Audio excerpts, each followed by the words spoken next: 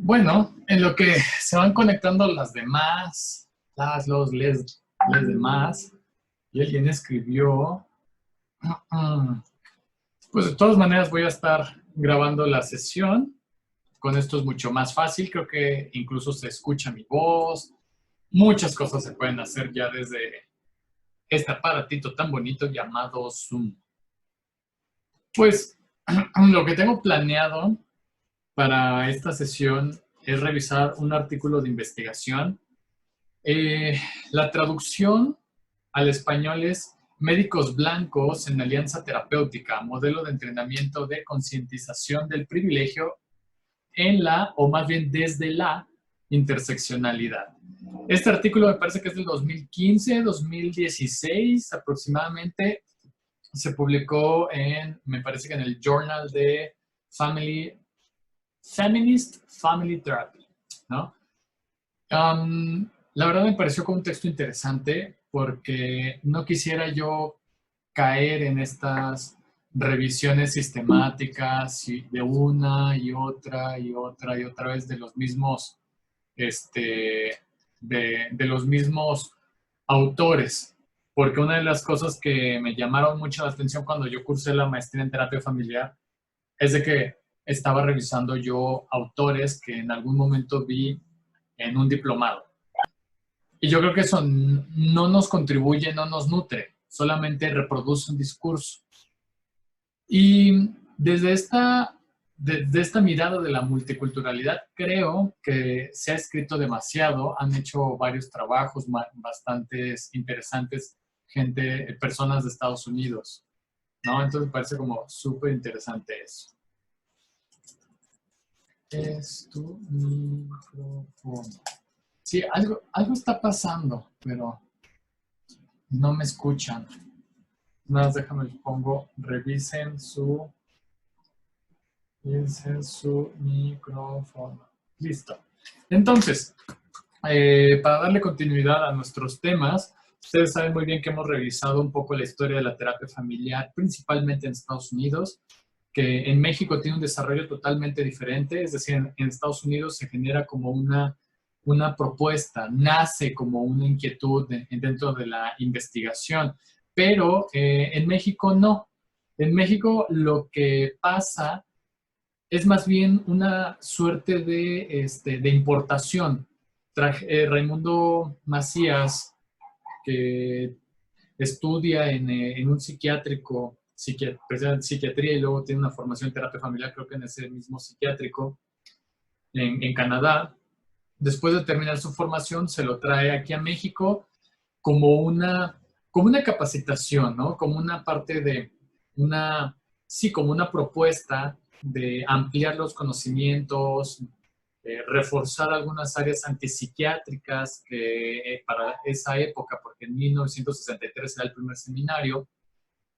Entonces, porque para esa época era muy revolucionario pensar en la antipsiquiatría. Entonces, la terapia familiar en Estados Unidos se nutre mucho de esos principios.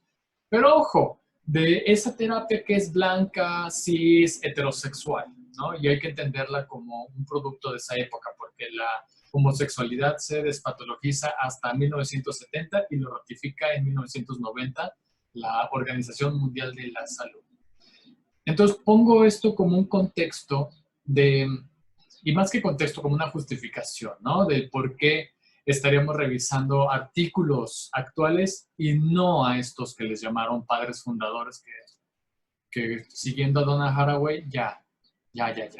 Qué aburridos estar repitiendo a los mismos, ¿no? Entonces, bueno, de ahí la importancia de estar revisando artículos actuales. Luego, entonces, este artículo inicia con varios puntos, ¿no? Que en un primer momento nos está hablando de que la sociedad está construida en base a una serie de estereotipos que siguen presentes en nuestra sociedad. En ese sentido, me parece importante tener en cuenta que parte de esos privilegios, al menos Keisen, que es la autora, le va a llamar los privilegios blancos, es decir, de la gente cis, heterosexual, de una pigmentocracia pues vamos, de Estados Unidos, ¿no? Que sabemos muy bien todo el conflicto que ha habido allá por cuestiones raciales. Entonces, la autora me encanta porque tiene un posicionamiento. Inicia este artículo diciendo, la verdad, partimos de una noción de reconocimiento de los privilegios que tenemos las personas que somos blancas y heterosexuales. En ese sentido, yo creo que es importante tener en cuenta que, eh, que no es sencillo también reconocer y escribir sobre los privilegios, ¿no? Entonces creo que es un punto importante tener en cuenta que somos una población estudiantil muy privilegiada, ¿no? Que hemos tenido estudios universitarios, que tenemos esa posibilidad de tener clases de posgrado incluso, ¿no? De tener contacto con literatura que se considera consumo cultural refinado, diría Bourdieu. Entonces, todo este tipo de cosas hay que tenerlas súper presentes, ¿no? Porque no es solamente que como terapeuta solamente estamos hablando de cosas románticas, cosas lindas, ¿no? De estar viendo cuáles son los recursos de las personas, cuáles son sus posibilidades, cuáles son sus historias alternativas. Primero tenemos que hacer un chequeo de cuáles son nuestros privilegios, ¿no? Entonces, el enfoque que se le da al artículo parte de esta noción de multiculturalidad y también de esta noción de interseccionalidad. La interseccionalidad, como bien sabemos, la autora principal de los años 80, que es Kimberly Crenshaw, cuando escribe sobre la situación que viven las personas afroamericanas en Estados Unidos, además de su subrepresentación en las ciencias, así como en todo aspecto de la vida, de la vida en Estados Unidos, ¿no? Entonces, ese es el planteamiento teórico, ¿no? Tener en cuenta cuáles son nuestros privilegios, son privilegios de clase social y estos privilegios se tienen que entender desde un marco feminista, del feminismo negro, ¿no? Que viene siendo precisamente la interseccionalidad propuesta por Kimberly Crenshaw.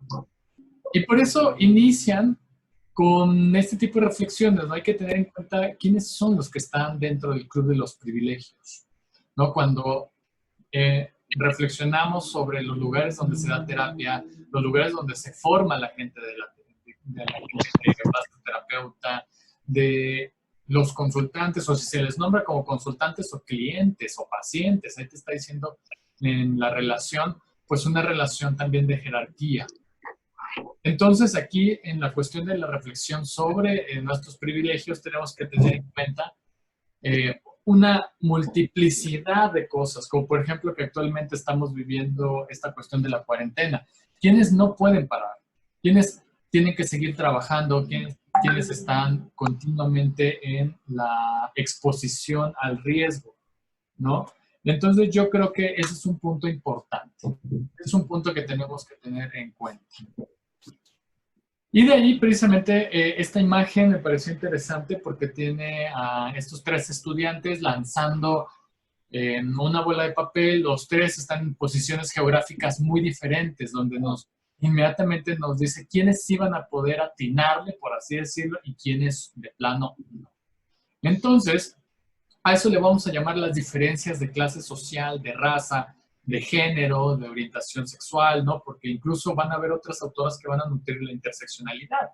Por ejemplo, Monique Wittig, ella decía que si bien hay una división de clases, ella argumenta, yo creo que de una manera muy atinada, que hay una serie de clases, pero también hay clases sexuales, porque no es lo mismo ser un heterosexual a ser una persona homosexual. Incluso ella empieza a conceptualizar esta idea de que la categoría de mujer está construida desde lo heterosexual. Ella como lesbiana, ella dice, las lesbianas no somos mujeres, ¿no? Porque no estamos construidas desde ese ámbito, ¿no? Desde esa noción de un destino de las mujeres para los hombres. Y ella dice, pues yo, la verdad, mi deseo está enfocado en otra mujer, ¿no? Entonces, hay que entender que hay una serie de divisiones sociales que nos apartan, nos alejan. Y esa serie de condiciones estructurales, incluso ahí ya empezaría a pensar en un tercer orden de pensamiento de lo sistémico, como lo diría María Bermúdez y esta Teresa McDowell, de estar trabajando las estructuras sociales dentro de la terapia, de decir, es que no es igual alguien que nos podemos refugiar en este momento a quien no lo puede. De hecho, en la clínica, desgraciadamente, nuestros estudiantes pues sí se quedaron pues a la deriva, ¿no? Una de ellas, esta Graciela, me escribió y me dijo, oye, no vamos a tener terapia, y pues desgraciadamente no. Entonces, creo que es importante tener en cuenta ese tipo de reflexiones, ¿no? Que a nosotros, como nos rige la institución de privilegio, como lo es la universidad, sí podemos guarecernos, pero hay gente que no. Entonces, la exposición del riesgo es la que determina incluso un estado de salud, ¿no? Y sabemos muy bien que desde la Organización Mundial de la Salud se dice que precisamente el concepto de salud es más allá de la mera ausencia de la enfermedad, sino que tiene que haber un estado de bienestar y de plenitud. Pero ese estado de bienestar también está conceptualizado desde una clase social muy específica, ¿no? Entonces, hay que conocer y ser conscientes de estas características porque se trazan en una condición cultural. Yo les dije a las consultantes, si gustan nos podemos ver por internet o sea, me lo tomaron de risa, de decir, bueno, o sea, es muy buena la intención, doc, pero la verdad es de que nosotras no podemos, no tenemos eso. Entonces voy a ver la manera de seguir en contacto con ellas, probablemente sea por teléfono, qué sé yo, ¿no? Para no dejarlas a la deriva. Entonces, ya pensando en la relevancia dentro del aspecto psicoterapéutico, evidentemente parto también de una idea, de que todas aquí hemos leído sobre terapia familiar sistémica, que ya tenemos hasta el que es teoría general de los sistemas, teoría de la comunicación, teoría cibernética, que ya de alguna manera la dimensionamos como parte del marco pues sí, del marco teórico de lo que llamamos terapia familiar sistémica, ¿no? Entonces, yo partiendo de esa intuición, retomo elementos para complementar, incluso cuestionar a esos supuestos padres fundadores, porque incluso me parece patriarcal, ¿no? Y pensando en términos de que lo patriarcal nos habla del poder de mando que tienen los hombres en la construcción de conocimiento, porque en la ciencia también hay sexismo, y aunque la terapia no es ciencia, sino que es una tecnología, hay una producción de esa tecnología y tiene marcas de género. Y esas marcas de género es de que principalmente los autores que se han considerado los fundadores, es que son varones. Ya han sido pocas mujeres las que han sido consideradas o reconocidas como autoras. Incluso suena raro decir madres fundantes, ¿no? En ese sentido, bueno, me alejo de la parte epistemológica porque la tomo en cuenta como que ya la tenemos. Y hablando ya de la relevancia dentro del espectro terapéutico, en la parte ya más de la praxis, estoy pensando en precisamente esto que le estaba diciendo. Uno son las brechas entre Case, lo que hace, miren, ya ven, ahí aparece ya el año, es del 2014. Case nos va a estar hablando en este artículo de que, bueno, allá es más usual hablar de clientes, ¿no? Porque en esta relación terapeuta-cliente, pues pareciera que hay una menor jerarquía.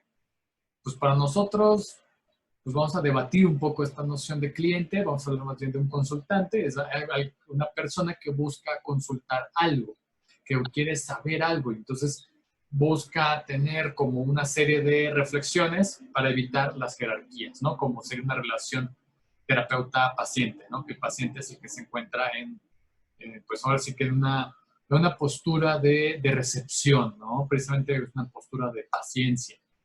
Entonces, hay una brecha existente, la que les acabo de decir, cuando me habla Graciela y me dice, ya no nos vamos a ver en la clínica, y le tengo que decir que no, porque por medida de contingencia. Ella es vendedora, ella no puede parar, pero nosotros sí. Entonces estamos con un privilegio. Y ahí tenemos que volvernos a contactar con Graciela para evitar precisamente que hayan sesgos. Aquí ellos lo van a marcar muy claramente, sesgos que son interraciales y transculturales.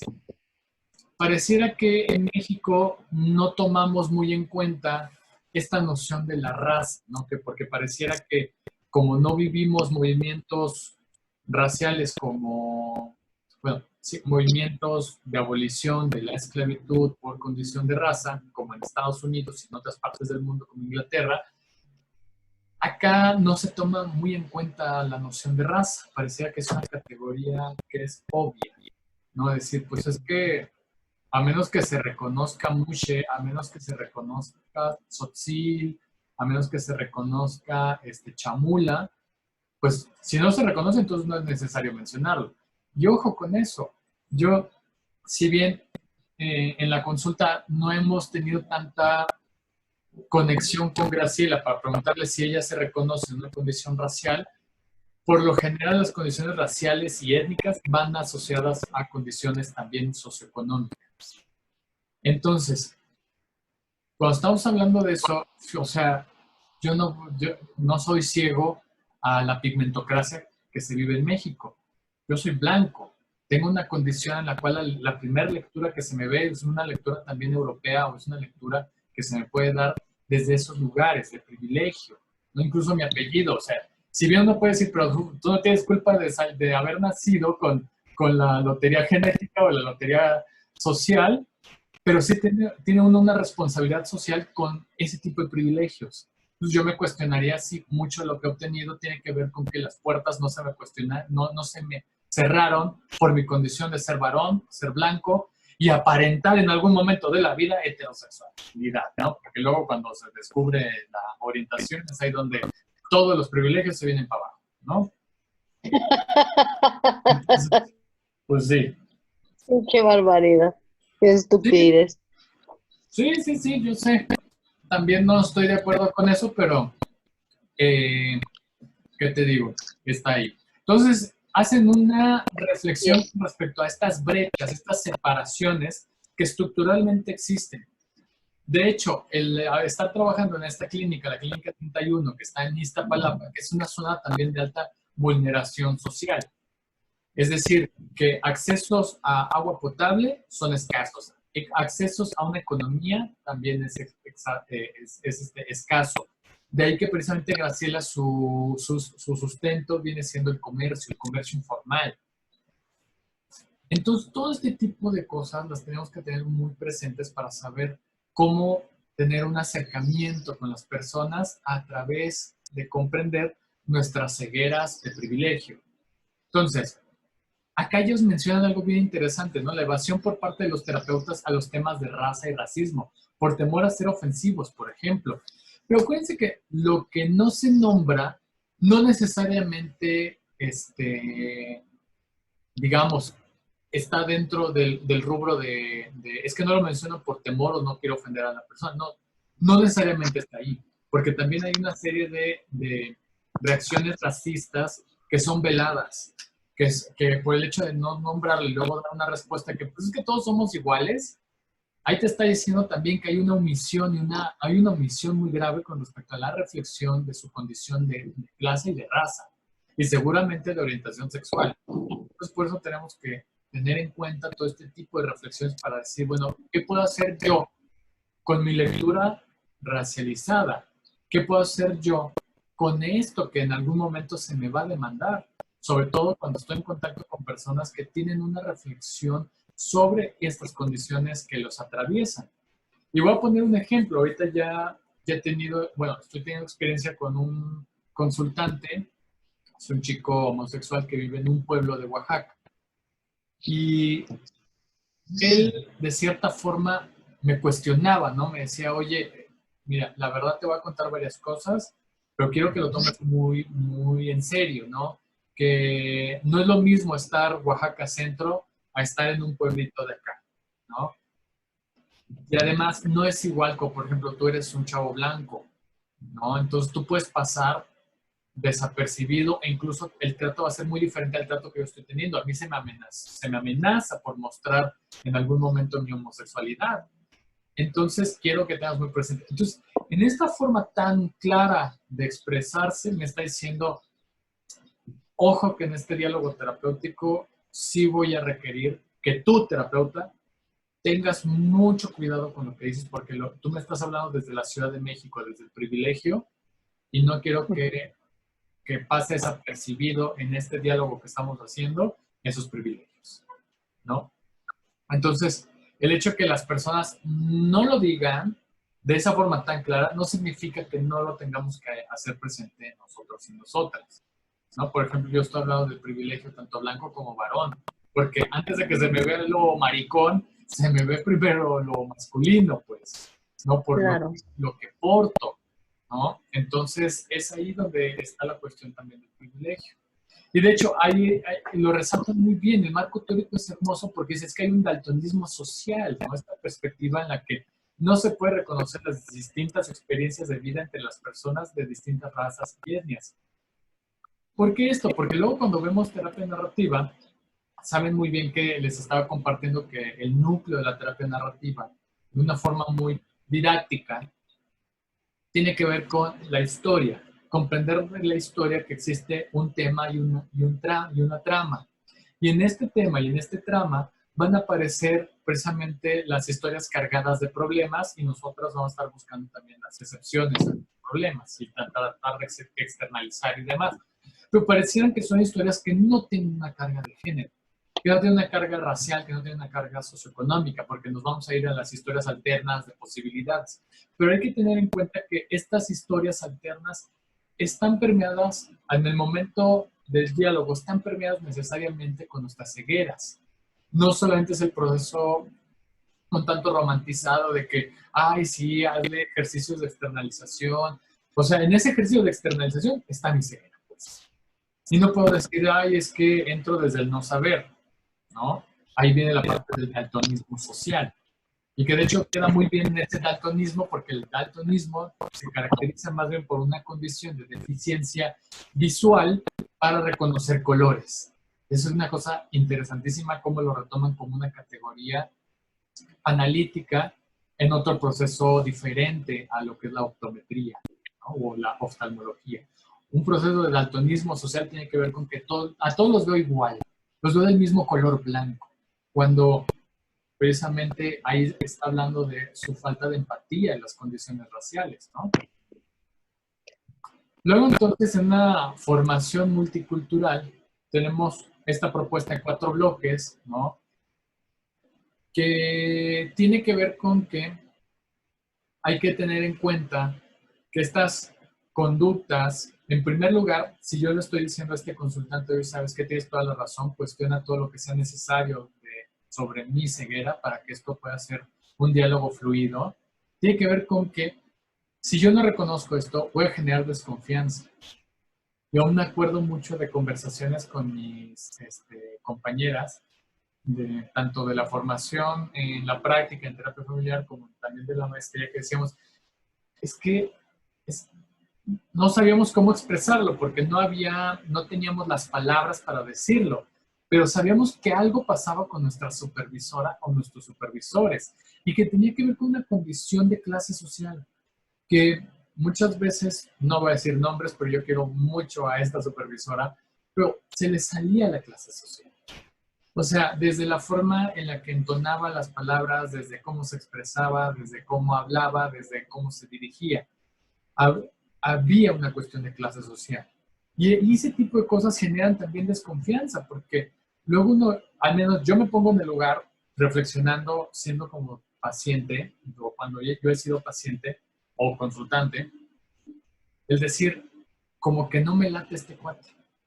O sea, aunque tenía una condición homosexual, mi terapeuta, no había algo que me latiera tanto, que había como una serie de cegueras que no podía reconocer él, y yo veía en él que estaban ahí latentes, que estaban influyendo en el proceso terapéutico, pero él no me reconocía, él era ciego totalmente de eso. Entonces, creo que es importante tener en cuenta cuáles son nuestras cegueras para que incluso cuando detectamos reacciones raras en las y los consultantes podamos decir, oye, ¿te incomoda esto o lo otro? O, por ejemplo, otro caso, un chico que se denomina no binario y aparte atravesado por una condición racial. Él no reconoce, le cuesta trabajo reconocer algún punto étnico, pero sí reconoce una condición racial por su tono de piel. Y entonces a mí me causaba cierta preocupación en la relación porque como todo el tiempo, bueno, no es todo el tiempo, pero sí en algunos puntos, es que me estoy quitando los zapatos para más ver como dije, Para que vean qué está haciendo Fausto.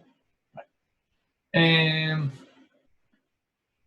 este chico mencionaba mucho de esta experiencia racial, de decir, es que la otra vez fui al Sears y quería comprar zapatos, llego a la zapatería, me siento, yo ya vi los zapatos que quiero, pero no son de mi talla, y yo vi claramente cómo estaban estos vendedores, nunca se me acercaron, o sea, tardaron, y entonces llega un chico blanco y a él inmediatamente se le atiende, y entonces es ahí cuando yo respondo ya muy enojado, diciendo, oigan, ¿por qué no, o sea, llevo 40 minutos aquí, ¿por qué no me atendieron? Y él dice, si bien ellos no me lo pudieron decir, pero a mí me queda muy claro que era una condición de racismo, que por mi tono de piel inmediatamente había como una construcción, una imagen de mi persona, que yo no tenía dinero, ¿no? Que no tenía dinero o que para qué yo estaba ahí. Entonces, ese tipo de cosas que pasan en México se vuelven experiencias concretas cada vez más presentes en las personas. Entonces, uno de los retos es precisamente generar confianza en las personas para evitar esos procesos de desconfianza. Entonces, o sea, yo no soy ciego a mi condición de privilegio por ser una persona blanca. Entonces yo le pregunto, oye, o sea, con esto que tú me has estado comentando, ¿en algún momento te has llegado a sentir incómodo conmigo? Es decir, pues, o sea, no soy ciego, no soy daltónico, pues, no soy ciego a eso, o sea, soy una persona blanca, entonces a mí me gustaría saber si en algún momento te has sentido incómodo conmigo.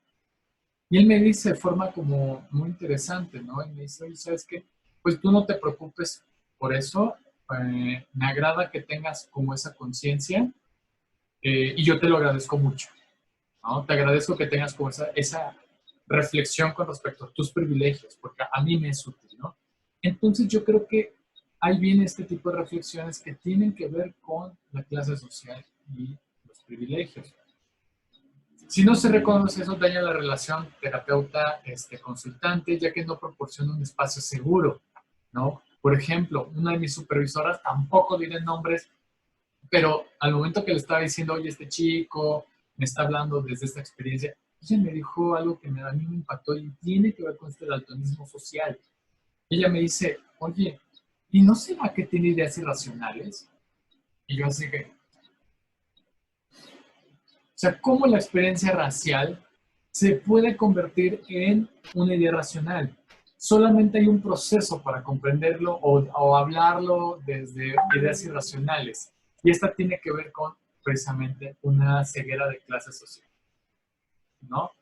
Entonces, en ese sentido, creo que es importante tener en cuenta este tipo de reflexión, ¿no? Porque si no, se perpetúan las normas culturales blancas, creando un ambiente de etnocentrismo. Se evita este tipo de cosas cuando precisamente hacemos una reflexión sobre nuestras condiciones de privilegio, ¿no? Y precisamente lo que va a pasar es un rechazo y desconexión del proceso por parte del consultante o la consultante. No sé si haya preguntas hasta acá. Si vamos bien, si me escuchan, porque yo veo ahí, nada más veo a Frida, no veo a las demás. ¿No? Hola, Hey, Angie. gracias. Sí, a mí me da la impresión, sobre esto que estás comentando, me da la impresión de que justamente el formarnos en temas de interseccionalidad y multiculturalidad nos ayuda mucho. Sin embargo, me parece que también hay una cuestión como más de tipo personal, quisiera pensar, que de pronto algunos de nosotros estamos como más abiertos y como que tenemos esa capacidad a lo mejor un poquito más desarrollada, como de pensar en las otras personas desde lo que las otras personas nos quieren decir y no desde lo que nosotros queremos interpretar. Me parece que, o sea, sí hay aquí un tema en el que se solapan o generan sinergia estas cuestiones, por una parte, de lo que es el modelo terapéutico desde el cual estamos trabajando, pero del otro lado también, o sea, personalmente, ¿qué tanto nosotros nos hemos trabajado para permitirnos aperturar nuestra forma de ver la vida hacia plantearnos que la persona que tenemos enfrente no necesariamente, como tú lo dices, va a compartir la misma forma de ver, las mismas experiencias, etcétera?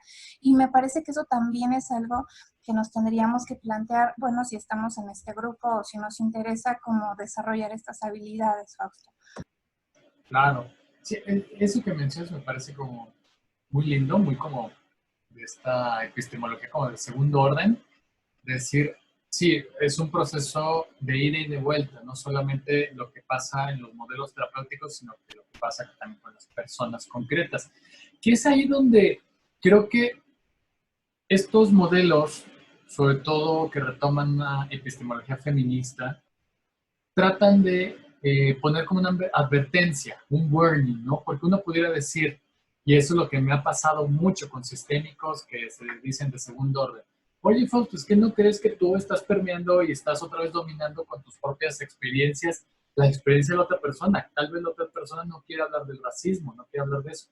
Ojo, aquí lo que pasa en segundo orden es de que luego se convierte en la puerta abierta para los relativismos, para decir, es que la experiencia de la otra persona vale muchísimo más que la experiencia de las otras personas, y sobre todo la tuya, Fausto, porque tienes privilegio y demás.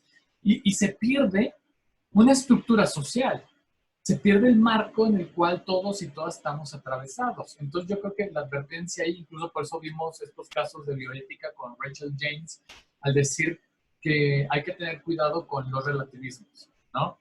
Está bueno comprender cómo se articulan las culturas, pero todas las culturas tienen brechas de desigualdad, ¿no? Tienen brechas ahí, entonces por eso, al hacer este tipo de reflexiones, se tornan importantes porque logran decir, ok, está padre el tener en cuenta tanto lo que pasa de ida y de vuelta, lo que pasa en la relación consultante-terapeuta, lo que el terapeuta puede estar sintiendo, sus interpretaciones son tan válidas como las tuyas y como las de cualquier otra persona, pero no dejan de estar en un marco de conciencia social y de conciencia cultural.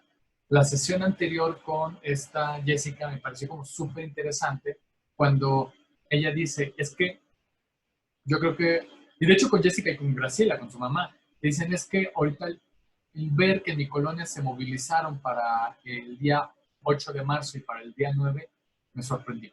Me quedé, y entonces ahí como una fuente de contracultura como es el feminismo logra impactar una cultura local.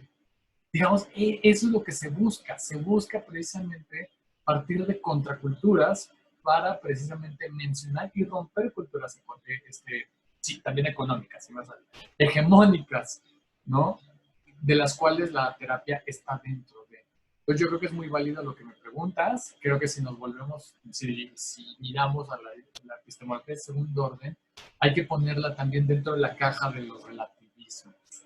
Y un relativismo muchas veces llega a aceptar y a tolerar en pro del respeto sistémico muchas creencias, muchas prácticas que son ciegas para nosotras, primero como terapeutas, y que evidentemente en algunos casos va a haber una ceguera por parte de las personas. Pero esa ceguera no significa que tiene que estar ahí, ¿no? Sino que nosotros posibilitamos esos cambios porque estamos en una contracultura, incluso una contracultura terapéutica, ¿no? No sé, me quedo como que con ese tipo de reflexiones. ¿Alguien más? Monse, ¿tú habías escrito algo? Bueno, habías dicho que no tenías como dudas, lo vi en el chat. ¿No? Bueno, a ver. Es que me siento que estoy adivinando la bola.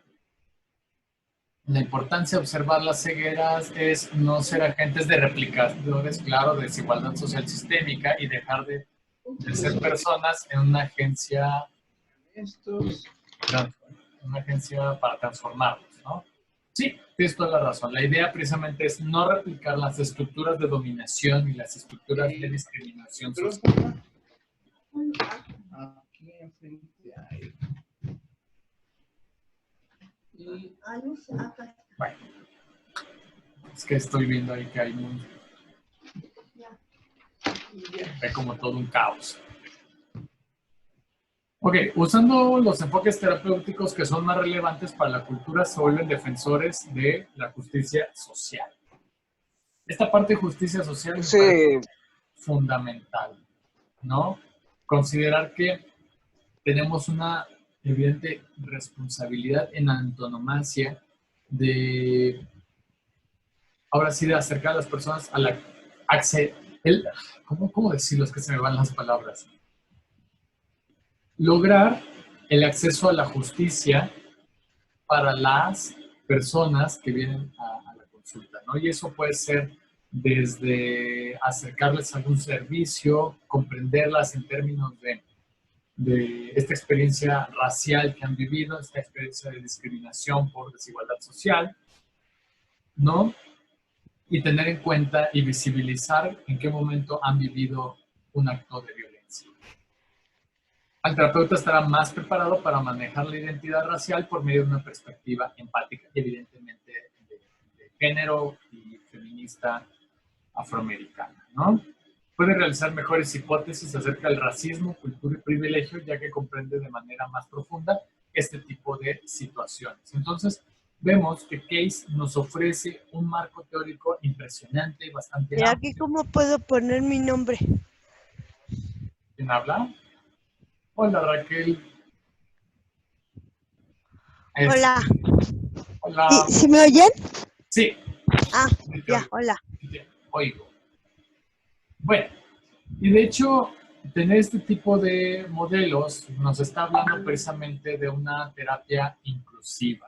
Inclusiva precisamente a lo que es, pues precisamente, es que me llegan mensajes y yo me vuelvo loco. Terapias que sean incluyentes, que puedan reflexionar sobre la desigualdad social, que puedan precisamente hablar de bastantes temas, ¿no?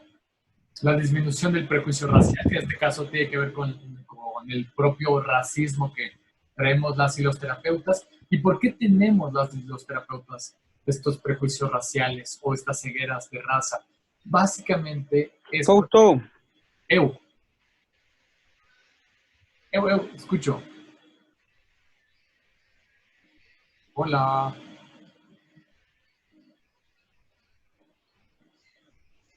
Bueno, es que nada, se escuchó una voz. Lo que yo estoy pensando, lo que yo estoy pensando es que a veces estamos tomando estas diferencias como si fueran parte de una patología. Entonces, o sea, yo siento que al principio, cuando empecé yo a tomar en cuenta esto, era como, sí, o sea, la persona está en esta circunstancia porque ha vivido toda esta violencia estructural, ¿no?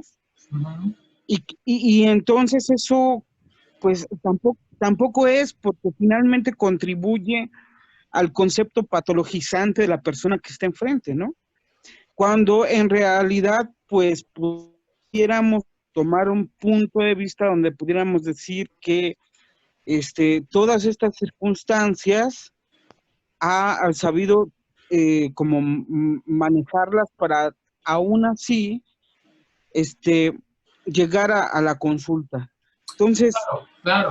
Y más bien como poner mucho ojo en cuáles son las estrategias, ¿no? O sea, a mí me confunde un poquito todavía tomar en cuenta estas cegueras, porque me manda hacia considerar que el otro ha tenido que luchar más, ¿no? Y también tengo del otro lado otras personas que son güeritos, ojos verdes, que no les dan trabajo porque ellos no lo necesitan, ¿no? Porque piden trabajo de un trabajo de oficio modesto, ¿no? Y les dicen que no lo necesitan porque ellos son güeros y son ricos, ¿no? Entonces, sí me he encontrado pues más de 4 personas así, entonces digo, esa contraposición me está aclarando muchas cosas, ¿no?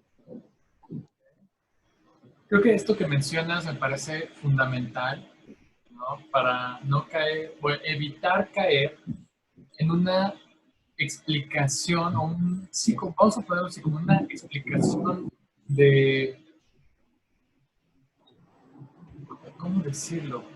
A ver, es que estoy pensando en cómo fundamentar mi argumento. O sea, en un argumento evidentemente patologizador, que sea explicativo en sí mismo de todos los problemas que vive la persona, ya no desde una psicopatología, pero desde una condición racial o étnica, lo que convierte en una relación otra vez de privilegio recalcitrante, donde dice, es que, o sea, de esa empatía, pero empatía de clase social, decir, es que te entiendo por lo que naciste, ¿no?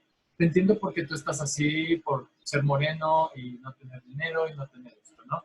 No, digo, esa es la advertencia, no ir para allá, sino en una condición de verdadera, o vamos a ponerlo no en términos de verdadero o falso, sino que más bien de una reflexión honesta de nuestros propios privilegios y que eso no se convierta como en una explicación en sí misma de lo que vive la otra persona, sino lograr tener este intercambio empático, este intercambio respetuoso de mis cegueras, de lo que yo no conozco, de esa experiencia racial y de ir logrando a través de una serie de diálogos que puedan precisamente posibilitar intercambios, ¿no? De decir, oye, mira, yo estoy pensando esto, yo te digo desde mi ceguera, ¿tú crees que para ti te sea útil esto?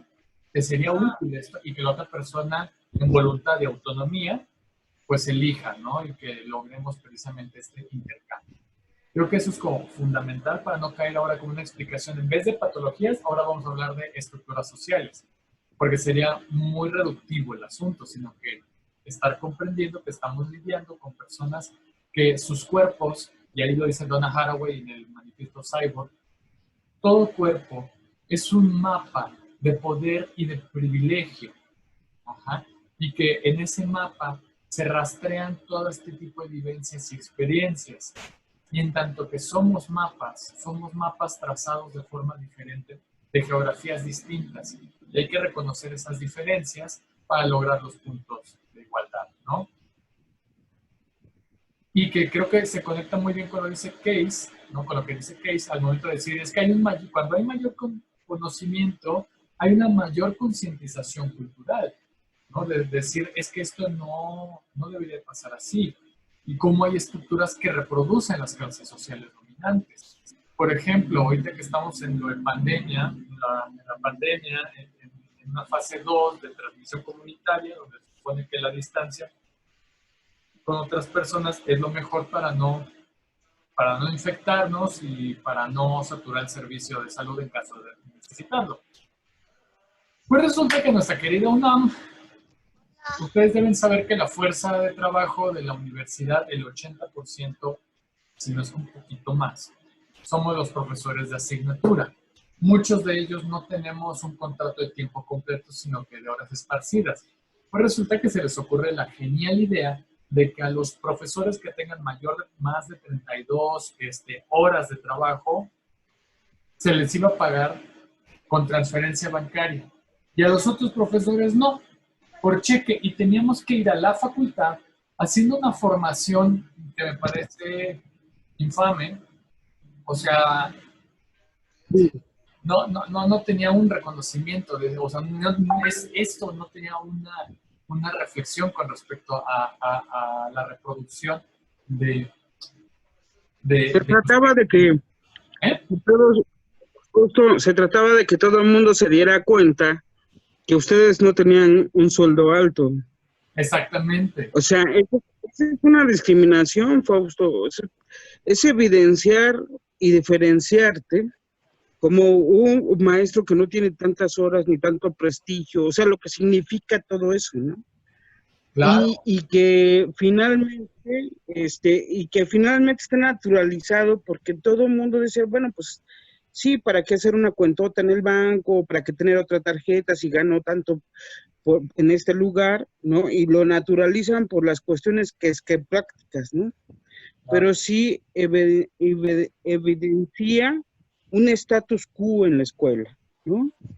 Y bueno, pues esta cosa de estar internamente culturalizado dentro de la violencia, de la discriminación, la verdad es que no nos permite darnos cuenta cuánto afecta, ¿no? Cuánto Claro, porque se puede... supone que estaban aplicando un mecanismo de seguridad, pero si el mecanismo de seguridad tiene que ver con el aislamiento y no tener contacto con una mayor población, ahí lo que hicieron fue provocar deliberadamente el estar en contacto con más personas, sean infectadas o no, pero es poner en riesgo a quienes, digamos, en clase académica, como bien lo mencionas, no tienen ese privilegio o precisamente ese prestigio, supuestamente. Y que de hecho un académico, tampoco diré nombres, no me interesa hacer eso.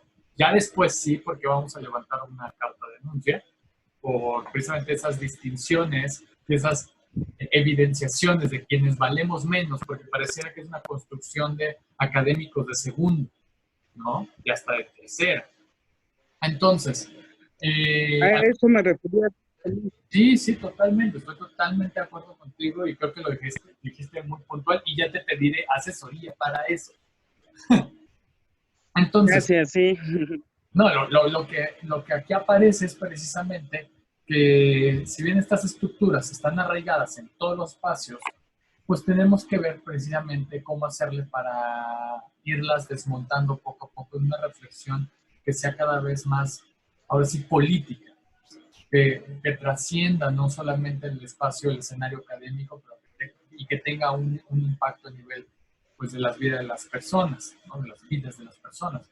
Entonces, por eso ahí va la mayor conciencia del racismo que se vive a diario y que tal vez yo no lo estoy viviendo porque yo estoy en la parte privilegiada, estoy hablando yo, Fausto, pero eso no significa que la experiencia concreta de una persona que está enfrente mío me está diciendo, si estoy viviendo el racismo, yo no puedo, o sea, yo tengo una responsabilidad con ese argumento, con ese testimonio, de no transformarlo en una idea irracional, como lo que hizo esta supervisora, que de verdad me daban ganas de ahorcarla, y que tuve que permitirlo, y ahí hay todo un tema, incluso de la banalidad del mal, que diría esta Hannah Arendt, ¿no? Como cuando somos sujetos, y en términos de sujeción, a una estructura, como por ejemplo la académica, porque era mi supervisora, y de alguna manera permitimos que existan ese tipo de expresiones, ¿no? Donde ahí nos volvemos cómplices del ocultamiento de temas estructurales. Entonces creo que por eso se vuelve importante que este tipo de reflexiones trasciendan no solamente la relación terapeuta-consultante, sino que trasciendan en un espacio como que se pueda, digamos, argumentar más políticamente, ¿no? Entonces, por eso nos acercamos a la interseccionalidad, que es un concepto padrísimo, ¿no? Que a mí me sacó los ojos, ¿no? De desesperación, porque en un primer momento era, ya voy entendiendo el género, apenas estoy entendiendo lo que es hacer género, el gender, que tiene como toda esta postura fenomenológica que también la sigue o la continúa dando Butler, pero Butler va a estar hablando de la performatividad, o el performance de género. Entonces ya estaba entendiendo género, y me meto en interseccionalidad, ¿no? Que es mucho más complejo y que desafía la categoría de género como aquel marco explicativo de las relaciones entre hombres y mujeres, sino que ahora estas relaciones entre hombres y mujeres están trazadas por la raza, la clase social, la orientación sexual y demás fuentes de privilegio. Y eso son precisamente estas brechas. Hay que reconocerlas para tratar de reducirlas. Y aquí me parece muy interesante cómo lo podemos ver en estas estructuras de privilegio, donde los hombres cis, blancos, heterosexuales, están trabajando todo el tema epidemiológico y nos están dando cifras, nos están diciendo X y Y cosas. Pero se quedan en una segregación por sexo, hombres y mujeres. No sabemos quiénes son estos hombres, quiénes son estas mujeres. Sabemos que la mayoría de los hombres nos infectamos más que las mujeres. ¿Por qué? Por el acceso al espacio público. Eso es lo que impacta. Y luego infectamos o se infecta nuestra pareja heterosexual, las mujeres, y vemos cómo las feministas han retomado la discusión entre las cargas de trabajo, de cuidados que van a tener las mujeres ante tanto enfermo que va a llegar, ¿no? Porque además el sistema de salud está contemplando eso. el sistema de salud está contemplando que si hay algún enfermo, mejor se quede en casa. Pero además ahí está un guiño, porque el sistema de salud, la Organización Panamericana de la Salud dijo que las mujeres tienen que estar, que mínimo tienen que tener primaria para poder precisamente acompañar en procesos de salud, de enfermedad a familiares. Cosa que me parece infame porque estaban diciendo que las mujeres, o sea, todos los gobiernos tienen que luchar para que tengan solamente primaria. Oye, y si lucharan todos los gobiernos para que tuvieran licenciatura, tuvieran posgrado, creo que sería mejor, sería lo ideal. Entonces, por eso va a caer muchísimo estrés y tal vez estrés postraumático. La verdad, no lo sé. Me están pintando un panorama desalentador. Yo espero que como nosotros estuvimos por lo menos 3 meses que no nos tocaba nada de virus, a diferencia de China, que sí responsabilizo a China, a su gobierno y a su biopolítica alimentaria que permite el consumo de animales salvajes y entre ellos que haya aparecido la transmutación entre el vampiro, el pangolín y luego se lo tragara. Pero ese es otro tema. Es más bien para salud pública. Que no se quita, no quita el dedo renglón. ¿Qué pasó? Bueno, yo te voy a decir una cosa, ¿no? Dale. El proceso de regreso, o sea, no solamente va a ser por la cuestión del coronavirus y esa cosa que, de veras, que la pandemia es más bien de pánico y es toda una cuestión biológica aquí, pero se está olvidando la cuestión psicosocial y que una vez acostumbrados a convivir adentro de la casa y de repente la separación, qué tanto se está haciendo un proceso para poder hacer el otro cambio y todo para prever, pues, somos personas sociales y de costumbres. Entonces, ¿cómo hacer la separación, no? ¿Cómo volver al sistema de trabajo antiguo? Claro. Y ya los niños ya se acostumbraron a estar en línea, ya se acostumbraron, además es más cómodo, es más rico para ellos, ¿no? Y de repente ¿cómo vamos a regresar? ¿Cuál es el proceso que vamos a seguir? Y en esto de las costumbres y de los afectos, las separaciones, ¿cómo se van a realizar? Claro. Entonces, no es nada más por el virus, sino por el fenómeno social y de costumbre, pues, ¿no? Claro, no, tienes toda la razón, ¿no? En esta parte de... Híjole, por eso están hablando de las jornadas largas de trabajo, ¿no? Para las mujeres y que se vuelve precisamente como este estrés que vamos a tener que atender, porque ahorita todo el mundo está mirando hacia la salud física, cosa que me parece importante. Pero la salud física, dentro del espacio doméstico, dentro del espacio de lo familiar, tiene que ver con estas prácticas de cuidado. Y las prácticas de cuidado culturalmente han caído históricamente en las mujeres. Entonces, ¿cómo, digamos, en el proceso de enfermar, del proceso de salud de enfermedad, que están diciendo no saturen el sistema de salud, quédense en casa, como esta medida epidemiológica para evitar la transmisión y la retransmisión del virus y la propagación del mismo, que se está pensando principalmente en el servicio de salud, ¿no? No saturarlo. Pero ¿quiénes son las cuidadoras? Si lo pongo en femenino, pues son todas las mujeres de la familia, que de hecho precisamente es como toda esta discusión que desde una mirada de una terapeuta, de una terapia feminista, y de una reflexión multicultural que evidentemente tiene guiños por montones del feminismo, que lo reconoce y lo trabaja, vamos a tener muchísimas mujeres con severos casos de estrés y de ataques de pánico y trastornos de ansiedad y seguramente también se van a infectar, ¿no? Y se van a reinfectar porque de hecho precisamente han habido estos casos documentados tanto en Italia como en España. Entonces yo creo que pensar las interseccionalidades también nos sirve para analizar los procesos epidemiológicos, porque las familias también se vuelven esos núcleos parte de una estrategia de prevención epidemiológica, porque son aquellas que contienen las enfermedades, las atienden.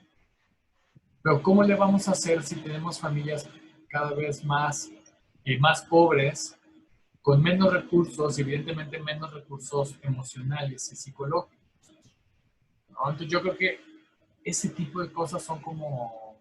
Y tampoco me quiero ir a un discurso donde ponga la psicología de que todo el mundo tiene que ir a psicoterapia.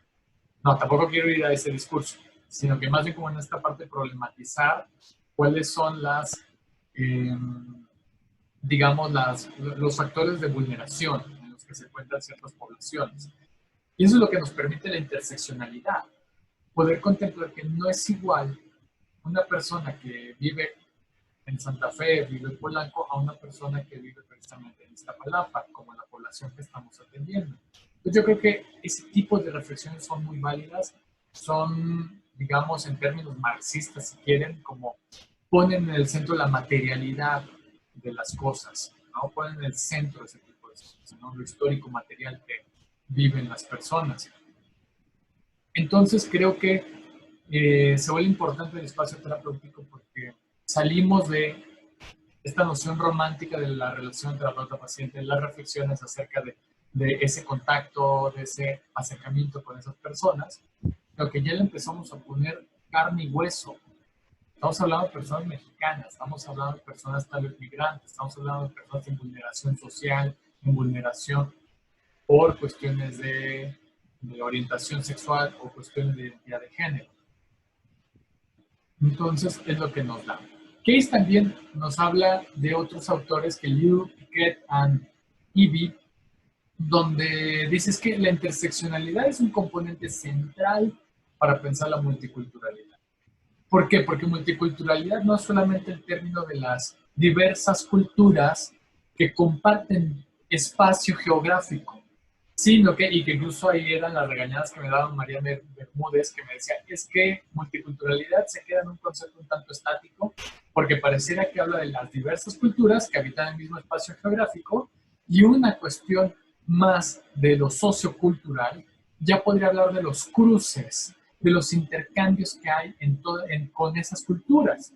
Por ejemplo, esos procesos de adaptación, de incorporación de lo que la cultura dominante ofrece y cómo de alguna manera sobreviven algunos ritos de la cultura que pasa por un proceso de aculturación, que se le deposita, se le coloniza desde la cultura dominante. ¿Por qué? Porque permite y expone una serie de interconexiones personales entre lo que son emociones políticas. Acá ellos hablan de culpabilidad, miedo o vergüenza. Sarah Ahmed ya estaría hablando precisamente de otro tipo de emociones, como por ejemplo el miedo, el dolor,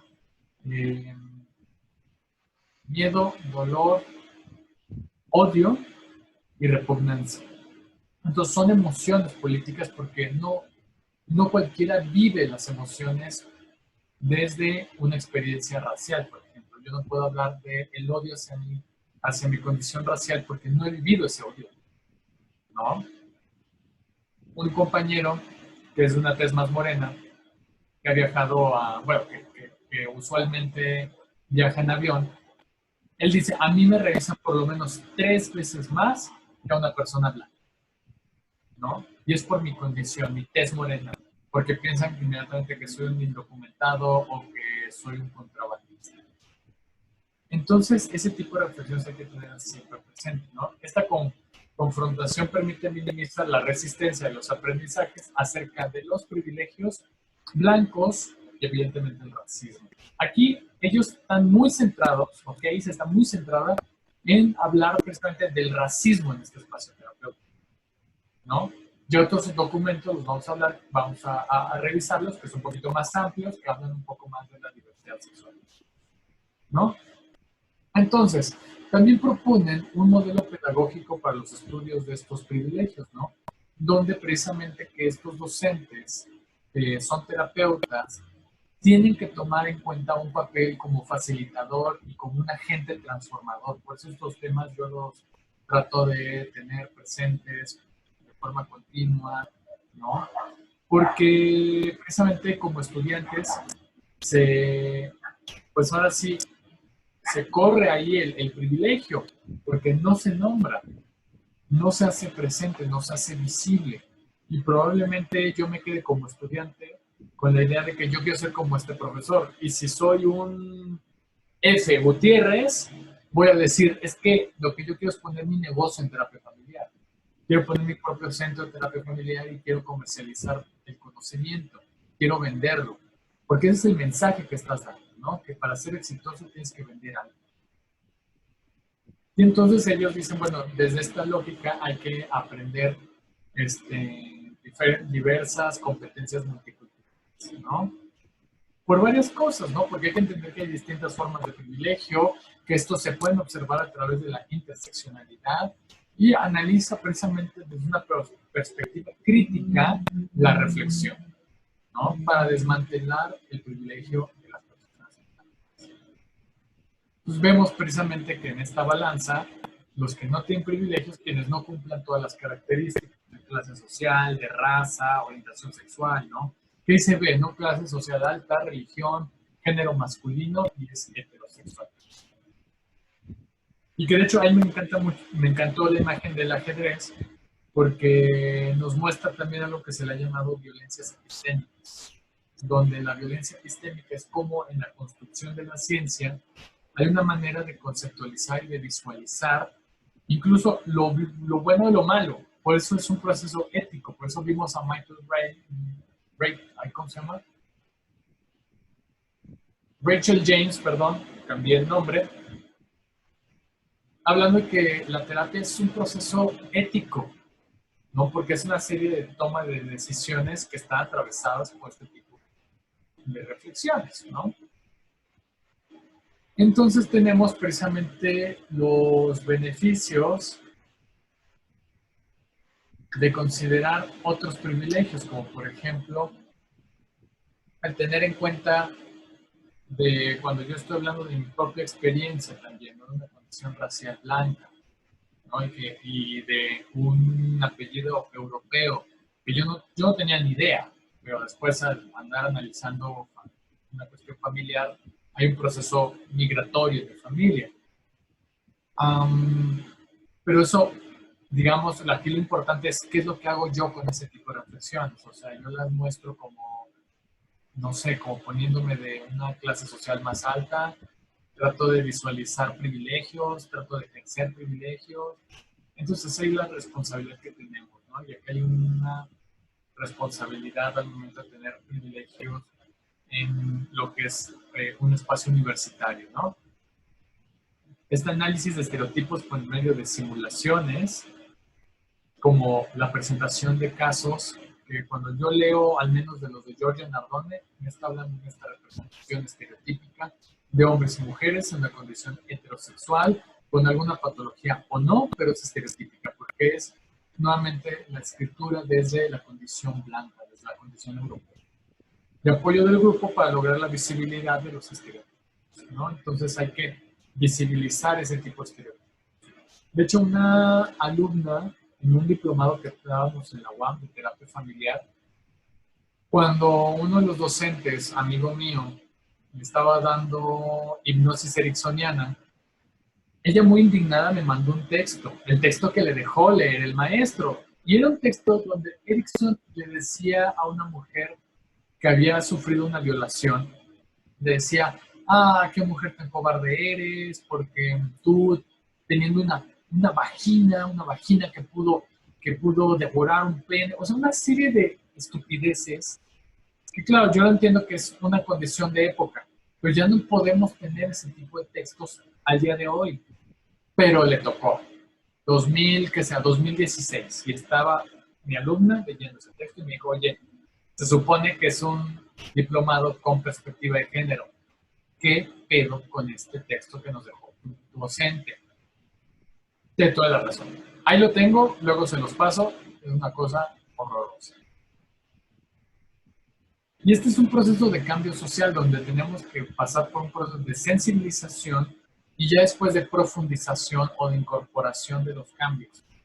Porque luego nos quedamos solamente con la sensibilización y eso es lo que ocurre mucho en terapia familiar. Tienen mucha sensibilización, pero jamás hay una incorporación de un cambio político real, ¿no? Entonces, si los alumnos sienten que sus experiencias, a ver, déjenme quito a mi gato, ¿no? Si los alumnos sienten que sus experiencias de discriminación son validadas, pueden comprender mejor la opresión de ciertos grupos, ¿no? De grupos dominantes. ¿Quién escribió ahora? No puedo esperar a leer esto. Es muy importante motivar a los alumnos a que debatan dentro del entorno escolar. Así pueden desarrollar una comprensión más profunda de la opresión y el privilegio. Al percatarse de sus propios privilegios, podrán desarrollar estrategias relevantes para evitar ciertas conductas en la práctica escolar. Aquí ustedes podrán decir, bueno, Fausto, es que yo ya quiero ver la técnica concreta, ya la quiero saber, ¿no? Ya quiero meter mano. La realidad es de que mucho de lo que vamos a ver tiene que ver con una serie de reflexiones. ¿Y cómo me refiero a reflexiones? Una reflexión dialógica con él o la consultante, donde tenemos que aprender a tener como una apertura terapéutica en la cual en esta apertura tiene que ver con poner mi ceguera. Es decir, oye, ¿sabes qué? De lo que yo estoy escuchando de ti, me surgieron varias cosas, me gustaría contártelas, pero primero te quiero decir que uno de mis grandes sesgos es esto y lo otro. Si me permites, te estoy hablando desde ese lugar, te estoy hablando desde esos privilegios. Entonces, ese es el diálogo como de apertura, al menos que yo he tenido que aprender para poder dar como algún mensaje terapéutico o tener un acercamiento. Que tengo que hablar siempre desde mi ceguera. ¿Okay? Entonces, ¿qué es un proyecto de interseccionalidad que sea narrativo y además visual? Primero, el case nos comparte lo siguiente, ¿no? Que es una estrategia que permite la asignación, vamos, así como una reflexión sobre la discriminación o los privilegios que se encuentran de una manera muy personal, ¿no? Me voy del lado izquierdo, donde yo veo. Otorga un espacio para la expresión individualizada, así como reunir varias perspectivas. Este impacto no se mira solamente en el sujeto, sino en la colectividad. Y la atención se centra en el propio estudiante, en sus identidades sociales e interseccionales de identidad, así como el impacto que tiene en su vida. Creo que este es el punto principal. Que yo les puedo decir es que yo estoy dividido en varias narrativas de mi propia identidad. Una narrativa colectiva hegemónica que es la masculina, que me ha impactado y me sigue impactando a la fecha, ¿no? Que no me puedo desentender tan fácilmente. Luego entonces tengo la de profesor universitario, que es otra identidad. Luego de un chavo gay, ¿no? O una persona homosexual, pues. O de una persona que ha vivido violencia y que no tiene que ver y de forma curiosa, ¿no? Porque no es de que haya yo vivido violencia familiar por mi orientación sexual, sino que más bien la violencia familiar la recibieron mis hermanas y yo era testigo de eso, porque estaba en el privilegio, porque era leído como hombre, ¿no? Yo no tenía que ser educado por el padre fundador, ¿no? Por la ley del padre, no tenía que pasar por mi cuerpo porque la lectura era clara.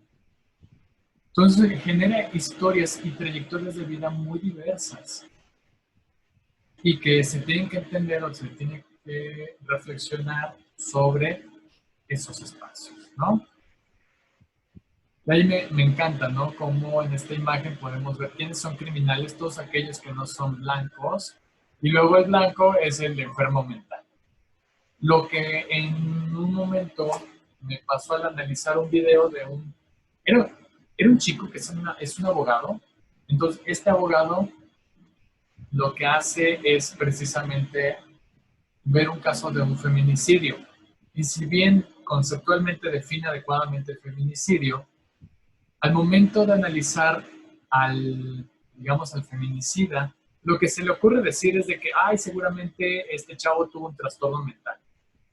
Te quedas, o sea, fuera cualquier otro delito, te aseguro que no lo justificas desde un trastorno mental. Al feminicidio sí, ¿no? Para justificar el acto del feminicida. Entonces, me parece interesante cómo hay ese tipo de justificaciones desde el marco jurídico. Y de hecho, esta Lucía Núñez tiene un texto sobre precisamente el derecho penal desde la perspectiva de género.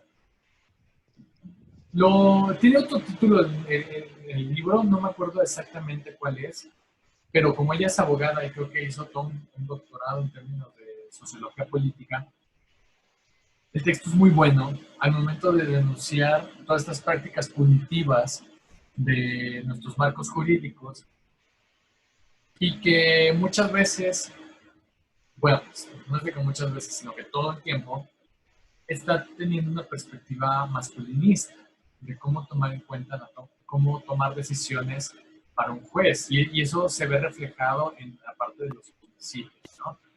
Pensando acá en el terapeuta, ¿alguien quiere decir algo? ¿No? ¿Nada? Bueno. Ay, ¿alguien le movió? ¿Alguien le está moviendo a la presentación? Ya no sé si soy yo. No, Va, eres tú. soy yo. O sea, nada más somos 1, 2, 3, 4, 5. No, como 6, no somos más.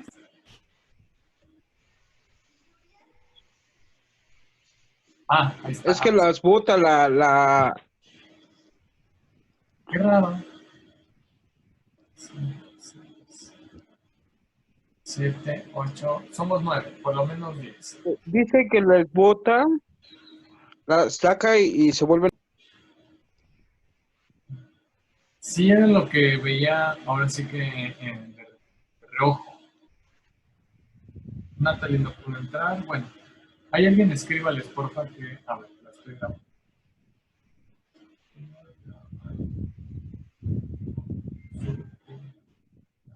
Ahí está. Entonces, este tipo de cosas nos encamina a la acción social, que es la sensibilización ante los privilegios que pretende fomentar en los estudiantes el deseo de desmantelar los privilegios más allá del aula por medio del proyecto. Hay un punto que me parece importante, y sí voy a pasar la presentación, pero me gustaría más pasarles el artículo. En este tipo de proyectos, como por ejemplo pensarlos desde un lugar político, tiene que ver con que, bueno, ¿qué vamos a hacer? ¿Qué pretenden ustedes hacer con este conocimiento? Recuerdo muy bien una de nuestras alumnas, queridas alumnas, esta Alba, que dijo que a ella le interesó mucho trabajar. Ahí somos 10, no puedo leer. Okay. Que le interesó mucho el tema de violencia de género y a la fecha ella se está dedicando a eso. Entonces, ¿cómo de alguna manera se generan como cierto tipo de perfiles, pues, de interés con cierto tipo de temas? Porque nos mueven, nos atraviesan. De ahí que yo diga, mi tema principal sí es violencia de género, pero más en una condición de orientación sexual. Ese es principalmente mi tema. ¿No? Porque lo vivo, pienso que es algo que se tiene que nombrar, que se tiene que trabajar cada vez más, ¿no? Entonces, este servicio se vuelve aprendizaje continuo, se llevan a proyectos de educación pública, por eso me parece que este proyecto de formación en la práctica tiene que seguir vigente, tiene que mantenerse, porque tiene que ser un proyecto de educación pública. Terapia familiar, sí o sí, se ha convertido también en una empresa, se ha convertido también en un espacio de manufactura, donde se han cooptado y se han capitalizado ciertos saberes. Y parte de mi proyecto acá con ustedes es tratar de tener más proyectos de investigación, pero que tengan este guiño de educación pública. Como por ejemplo, creo que el libro, le agradezco mucho a nuestro editor la reflexión que nos hizo de que tenía que ser un libro de acceso gratuito. Que no podíamos pensar en el comercio. Y que en un momento me movió porque dije, es que yo quería ganar dinero. Pues sí, pero creo que impacta más y que tiene una relevancia en otro nivel que solamente vender el libro. ¿no? Entonces, yo creo que por ahí va, ¿no? Al menos el mío desde mi propia trinchera. Ustedes tendrán también sus propias, ¿no? Y precisamente una alianza para el cambio social. Acá hay un punto también importante, el pensar quiénes son nuestros aliados. Para pensar en quiénes son nuestros aliados, es importante reflexionar sobre, vamos, no quedarnos con una postura esencialista, por ejemplo. Y eso, perdón, yo cometí ese error. Gracias, Siobhan, mi querida tutora y amiga virtual, porque realmente no es mi tutora oficial de nada, pero me encanta que me haga correcciones, ¿no? Porque ella me decía, bueno, es que hay que tener cuidado, ojo, Fausto, porque estás teniendo una reacción un tanto esencialista, ¿no? Porque yo decía, es que por algo lo LGBT es LGBT y no es HLGBT o LGBTH, ¿no? En referencia a la heterosexualidad. Pero ahí yo estaba negando a que la posibilidad de que históricamente existieran aliados, de gente que, claro que le interesó el tema lésbico gay y que apoyó con todo el movimiento, como por ejemplo estoy pensando ahorita en una aliada potencial y era Elizabeth Kubler-Ross. Elizabeth Kubler-Ross trabajó con niños que nacían con VIH, que más adelante se convertía en SIDA porque no había un medicamento, no existía.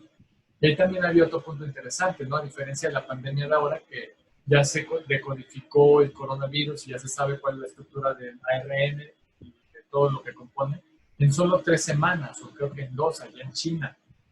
Para el VIH tardaron 2 años, porque había toda una movilización en contra de decir, es que como es una infección, o es el cáncer rosa, haciendo referencia a los homosexuales, ¿no? Que solamente los homosexuales nos moríamos de eso. Y ahí entraron potenciales aliadas al movimiento y que precisamente apoyaron, y entre ellas fueron las mujeres lesbianas, porque ellas no tenían o no eran foco de infección del VIH-Sida. Y eso me lo dijo una queridísima académica puertorriqueña, sí, y es una académica trans, se llama Lisa Fernanda, y ella decía, es que nosotras nos estábamos muriendo, y fueron las feministas lesbianas las que retomaron nuestra agenda. Entonces ahí está una parte también de alianza, y que además el feminismo históricamente, y lo diría Estela Serret, tiene unos andamiajes históricos más potentes que cualquier otro movimiento, ¿no? Porque son estructuras de pensamiento de más de 3 siglos, ¿no? O a ver, espera, para no cometer pendejada con las fechas, me aguanto con eso, no quiero decir ahorita más fechas, pero sí tiene mucho tiempo, pues, ¿no? Porque siglo, ¿cuántos años comprende un siglo? Y me quedé yo reflexionado, mejor corríjanme, porque yo soy...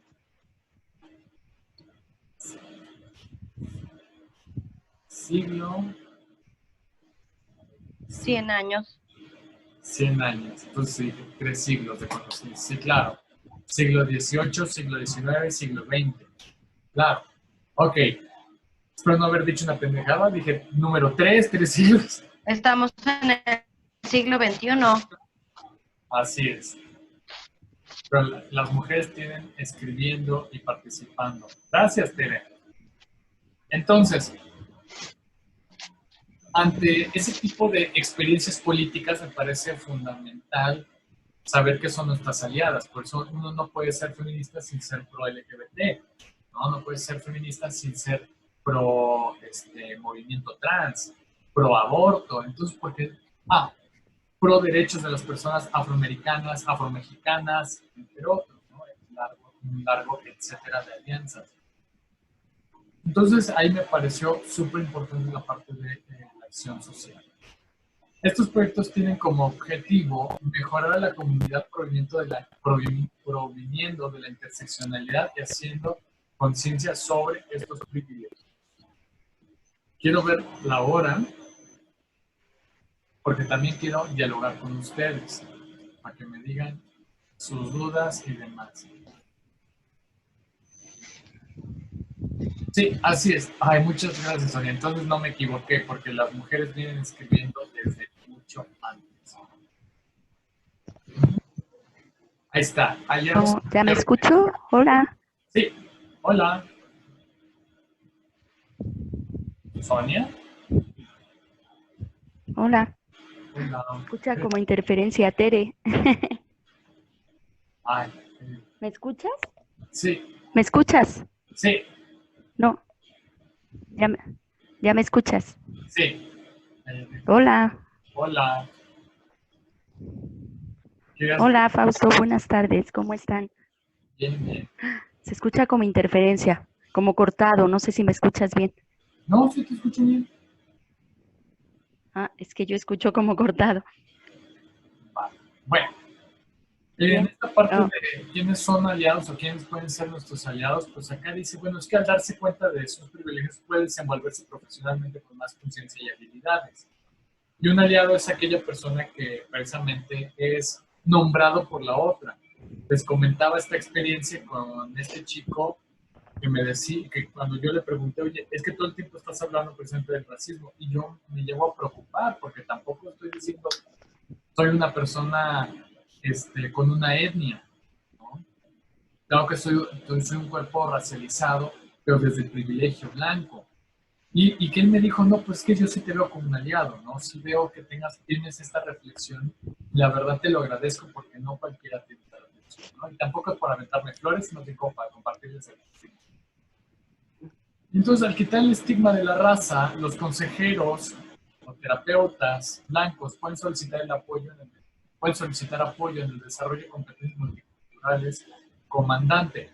Ahí haciendo alusión a lo que pasa en Estados Unidos. En Estados Unidos se ha popularizado mucho no quiero decirle que es como una profesión, tampoco es un oficio, pero hay una técnica. Es una técnica interventiva que se llama precisamente counseling. En el counseling, lo que ocurre es precisamente que ellos lo que hacen es entrenar no solamente a terapeutas en el counseling multicultural, sino que a médicos. Por eso el artículo está refiriéndose a los aliados médicos blancos, para precisamente hablar de que ellos pueden ejercer un counseling adecuado, empático y cercano a las personas que viven una experiencia racial.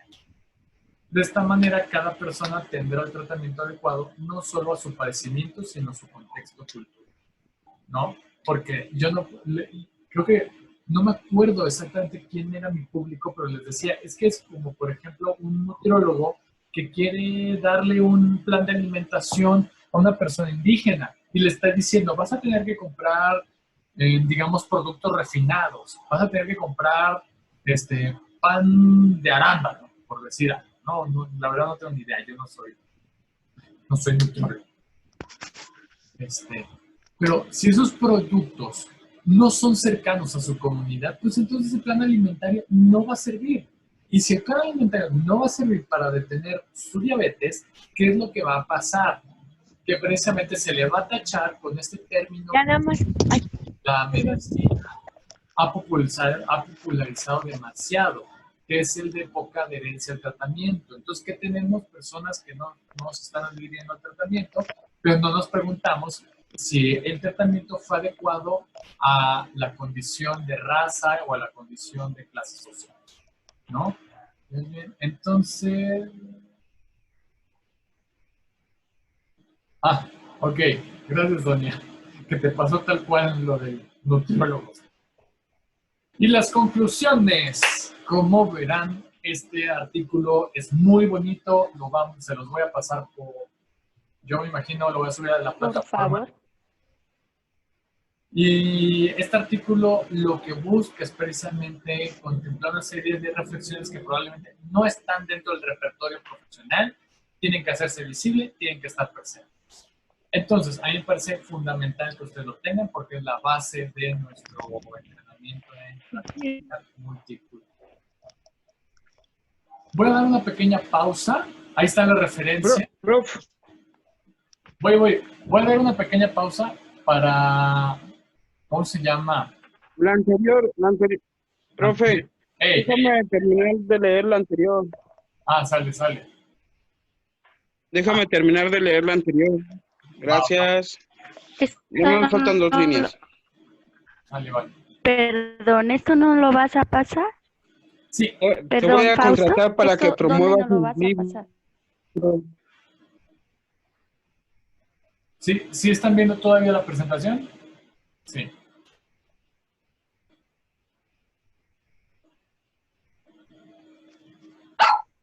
Yo no le estoy viendo, te comentaba, te veo a ti, pero bueno, te escucho, Ah, sí, pero perdón. ¿dónde no la? A ver, espérame tantito.